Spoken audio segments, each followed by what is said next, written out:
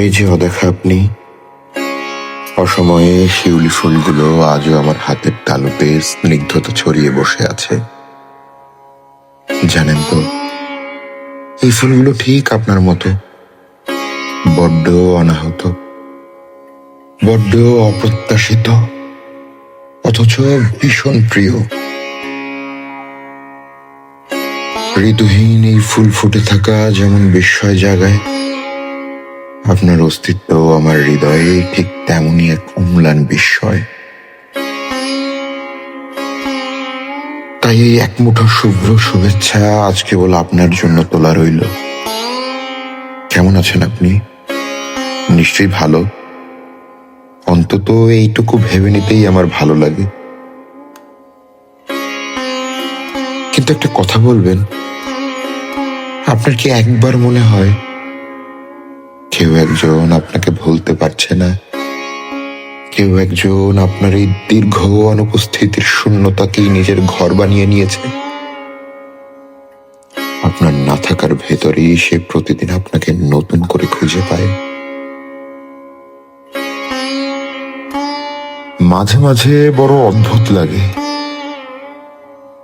আপনি কেন এভাবে সারাক্ষণ আমার পাশে ঘুরে বেড়ান? পায়ে পায়ে গায়ে গায়ে আপনার ছায়া লেগে থাকে, অথচ আমি আপনাকে ছুঁতে পারি না। আমাদের এই দূরত্বটা বড় বিচিত্র। বাইরের পৃথিবী ভাববে আপনি আমার খুব কাছের কেউ, অথচ চরম সত্যিটা হলো আমাদের তো কোনোদিন দেখাই হয়নি। তবু এক অদ্ভুত অদৃশ্য মায়ার জালে আমরা জড়িয়ে আছি। জানি না কেন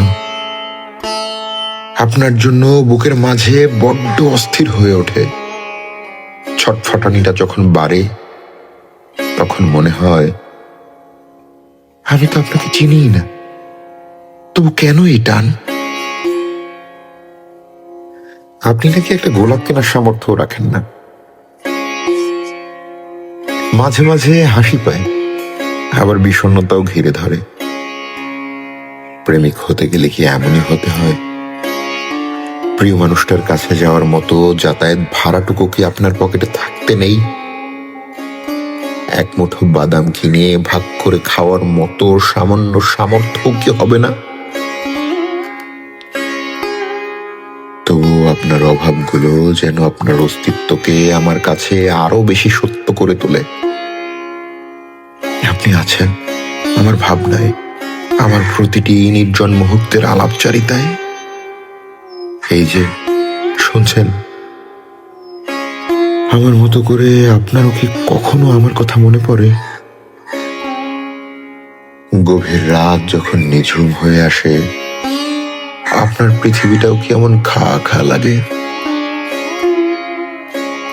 ঘুম কি আমার চোখের মতো আপনাকেও এড়িয়ে চলে?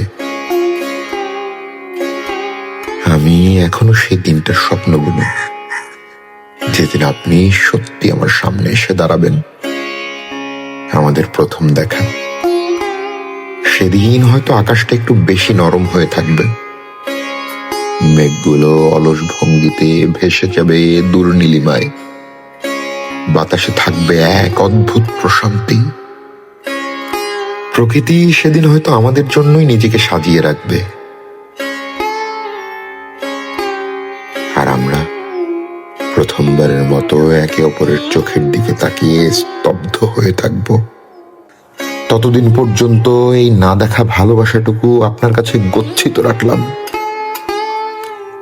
আমি অপেক্ষা করছি, হয়তো আপনি জানেন না, তবুও করছি। যদি কোনোদিন সময় হয় একবার আসবেন তো? এতেই আপনার অপেক্ষায় থাকা একজন।